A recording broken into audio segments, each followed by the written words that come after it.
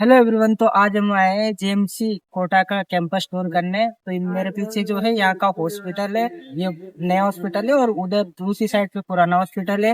पीछे हम college campus भी देखेंगे और सारा कैंपस घूमेंगे। ठीक है, तो बने रहिए वीडियो। सबको डॉक्टर दिखना है, पर उस कोट के पीछे कितने कत्ल हुए हैं सपनों के, वो कोई नहीं देखता। सुन,